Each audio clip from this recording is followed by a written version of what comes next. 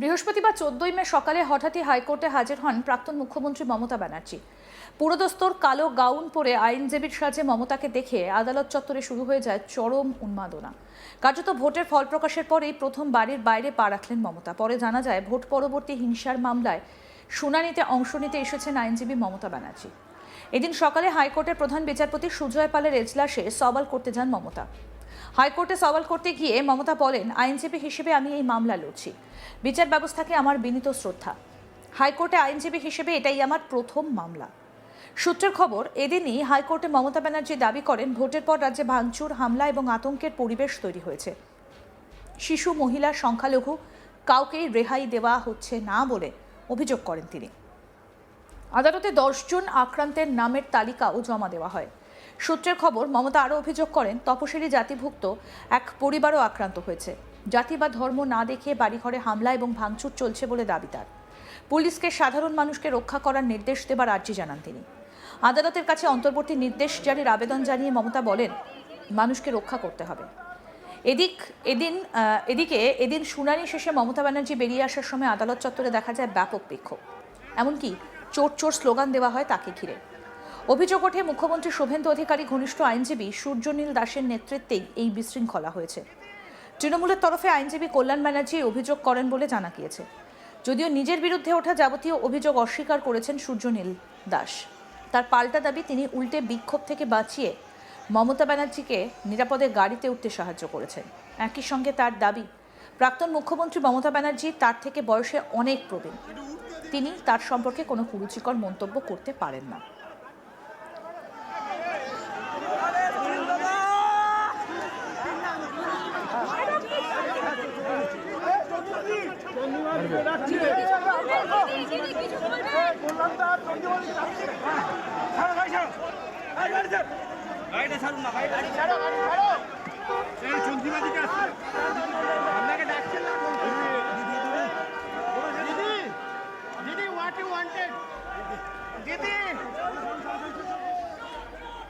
আইনজীবী সূর্যনীল দাস কি বলেছেন শুনবো।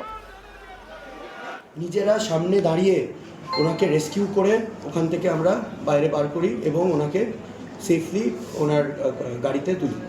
অন্যদিকে কল্যাণ ব্যানার্জি স্পষ্টত আপনার নাম নিয়ে অভিযোগ করছে যে সূর্যনীল দাস কাউন্টিংয়ের দিন হেনস্থা করেছিলেন।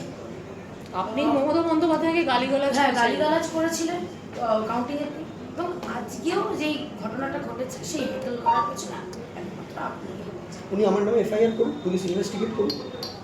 পুলিশ তো এখন নিরপেক্ষ, আগের মতন তো নয় দলদাস চটি চাটা, এখন নিরপেক্ষ। আমার নামে এফআইআর করুন, ইনভেস্টিগেশন হোক। আমি এগুলো করি না, আমার করার প্রয়োজন নেই। অত্যাচারিত হয়ে যখন কেউ ছিল না, যখন ভারতীয় জনতা পার্টির ঝান্ডা ধরতে লোকজন ভয় পেত, তখন থেকে আমি ভারতীয় জনতা পার্টি করি এবং আমি তখন থেকে মাননীয় মুখ্যমন্ত্রীর সাথে আমি তার সহযোদ্ধা হয়ে আমি যুদ্ধ করেছি। উনি আমাদের কাণ্ডারি, ওনার স্ট্রিক্ট ইনস্ট্রাকশন আছে কাউকে যেন হেনস্থা না করা হয়, কাউকে যেন কোনো অসুবিধা না করা হয়। এইটা মানে কল্যাণ স্যার, আমি ওনাকে এখনও, উনি যদিও আমার নামে এরকম একটা ফেক অ্যালিগেশন লাগিয়েছেন, তা ওনাকে আমি স্যার বলেই সম্বোধন করবো, কারণ ওটাই আমার কালচার। কল্যাণ স্যার যদি এটা বলে থাকেন, কল্যাণ স্যার এটা খুব ভুল কথা বলছেন। আমি কোনো হেনস্থায়ীতেই আমি যাইনি, বরঞ্চ কাউন্টিংয়ের দিনেও মাননীয় প্রাক্তন মুখ্যমন্ত্রী শ্রীমতী মমতা ব্যানার্জি আমাকে, যেটা আমি আগে বললাম, একটি প্রাণীর সন্তান হিসেবে আমাকে সম্বোধন করেছিলেন, তাতেও আমি কোনো রেসপন্ড করিনি। সেইটা শোনার পরেও আমার 76 বছর বয়সী বাবাকে গালাগালি করা সত্ত্বেও আমি সংযম রেখেছিলাম। আমি একখানা গালাগালি কোনো এগুলোতে আমি যাইনি। বাট কল্যাণ স্যার যখন এটা বলছেন, আমি ওনাকে অনুরোধ করব যে একটুখানি এখন রাজনীতির ময়দানটা, রাজনীতিটা ঠিক করে করুন। আমার এগেনস্টে যদি কোনো রাজনৈতিক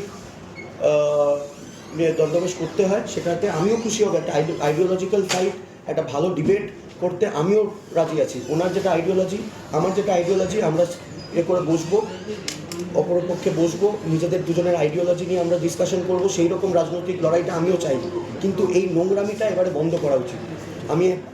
আমার বয়স খুবই কম, আমি 32 বছর আজকের আমার দিনের বয়স। আপনার মনে হয় যে আমি একজন প্রাক্তন মুখ্যমন্ত্রীকে কোনো দিন গায়ে টাচ করতে পারবো বা কোনো গালাগালি দিতে পারি? এটা ওনাদের কালচার, এটা আমার কালচার নয়। এদিকে এদিন প্রাক্তন মুখ্যমন্ত্রী মমতা ব্যানার্জির এভাবে আইনজীবী হিসেবে শুনানিতে অংশ নেবার ঘটনায় অশনি সংকেত দেখছেন আইনজীবীদের একাংশ। আইনজীবী বিল্লদল ভট্টাচার্য বলেন, 15 বছর বাংলাকে জ্বালিয়েছে, এবার কোর্টে আমাদের জ্বালাবে। তার দাবি, উনি যে বিষয়টা নিয়ে শুনানিতে অংশ নিয়েছিলেন সেটা আসলে ধোপে টিকবে না। মানুষ বিপুল জনাদেশ দিয়ে তৃণমূল কংগ্রেসকে প্রত্যাখ্যান করেছে, তাকে দেখে সবাই স্লোগান দিতে শুরু করেছিলেন। তার আরও প্রশ্ন, মুখ্যমন্ত্রী থাকাকালীন তার আইনজীবীর লাইসেন্স সাসপেন্ডেড থাকে, মুখ্যমন্ত্রী পদে না থাকার পর সেই আইনজীবীর লাইসেন্স ফের চালু করতে হয়, তবেই তিনি ফের আইনজীবী হিসেবে মামলা লড়তে পারেন। বার কাউন্সিলের কাছে এই লাইসেন্স চালুর বিষয়ে আবেদন করতে হয়, কিন্তু ভোটের রায়ের পর সদ্য প্রাক্তন মুখ্যমন্ত্রীর আইনজীবীর লাইসেন্স ফের চালু হয়েছে কিনা তা নিয়ে প্রশ্ন তোলেন আইনজীবী বিল্লদল ভট্টাচার্য। তার প্রশ্ন, মমতা ব্যানার্জির আইনজীবী লাইসেন্স যদি ফের চালুর জন্য আবেদন জানানো হয় এবং উনি মামলা লড়তে শুরু করেন, তাহলে আমরা বার কাউন্সিলের কাছে ওনার লাইসেন্স চিরতরে সাসপেন্ড করার আবেদন জানাবো। কি বলেছেন আইনজীবী বিল্লদল ভট্টাচার্য শুনবো। আমরা খুব চিন্তিত হয়ে পড়েছি আর কি। গত 15 বছর ধরে গোটা বাংলাকে উনি জ্বালিয়েছেন, সবাইকে উত্তপ্ত করেছেন, বিরক্ত করেছেন। আজকে বাংলা ওনাকে পিপলস ম্যান্ডেট দিয়ে বার করে দিয়েছেন। এখন এই আদালতে আসছে, আমরা খুব চিন্তিত এখন যে আমাদেরকে আবার জ্বালাবেন আর কি, মানে বিরক্ত করবেন। এই দেখুন না, আদালত থেকে একটা পলিটিক্যাল ফোরাম হিসেবে তৈরি করার চেষ্টা করছে, তো ইস্যু তৈরি করার চেষ্টা, এসে থাকার ব্যর্থ চেষ্টা একটা। কেননা জনরোষ কী হয়েছে আপনারা সবাই দেখেছেন। ভারতীয় জনতা পার্টির তরফ থেকে তো কেউ ছিল না, লিটিগেন্টসরা, স্টাফেরা সবাই মিলে দেখছিলেন তো যে স্লোগান, ওনাকে দেখেই স্লোগান দিচ্ছিল আর কি, কী বলছিল তো শুনতেই পাচ্ছিলেন। আর মানে তো আমার ছোট ভাই সূর্যনীল, ও তো ওখান থেকে রেস্কিউ করতে গিয়ে জামা কাপড় পর্যন্ত মানে ছিঁড়ে গেছে আজকে।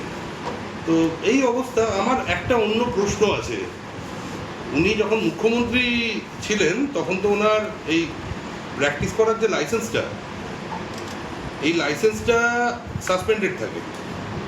তো রিজাম্পশন সার্টিফিকেট না পেয়ে উনি এরমভাবে আদালতে উকিল হিসেবে অ্যাপিয়ার করতে পারেন কিনা? কারণ দেখুন, আমি নাম নিয়ে বলছি, আমার সাথে সেদিনকে জাস্টিস বিশ্বজিৎ বাসুর কথা হচ্ছিল।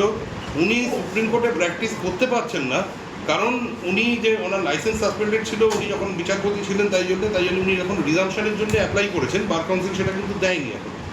আর বিশ্বজিৎ বাসু সাহেব কিন্তু রিটায়ার করেছেন বেশ কয়েক মাস আগে।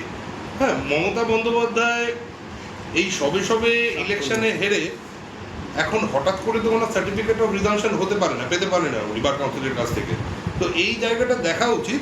আর এটায় যদি উনি রিজাম্পশন সার্টিফিকেট না নিয়ে আজকে উনি যেটি করতে এসেছিলেন সেই জিনিস করতে আসে, তাহলে বার কাউন্সিলের কাছে আমার মতে আমাদের স্টেপস নেওয়া উচিত আর কি। কেননা ওনার লাইসেন্স পার্মানেন্টলি সাসপেন্ড করা উচিত। আর আমার মনে হয় সেটাও জনহিতকর হবে আর কি, আমাদের পক্ষেও খুব মানে সেটা হিতকর হবে আর কি। কারণ আদারওয়াইজ আননেসেসারি দেখুন আমাদের শরীর খারাপ হয়ে গেছে, এত বিরক্ত করেছেন ফলস কেস দিয়ে সমস্ত ভারতীয় জনতা পার্টির কর্মীদেরকে, নেতাদেরকে। এত মামলা করতে হয়েছে, আমরা উকিলরা আজকে অসুস্থ হয়ে পড়েছি। এই দীর্ঘ 5-5.5 বছর 8 বছর ধরে যা লড়াই চলেছে আর কি, হ্যাঁ, আমরা লিটারালি অসুস্থ। হ্যাঁ, আরও আপডেট পেতে দেখতে থাকুন আজ তাক বাংলা, সাবস্ক্রাইব করুন।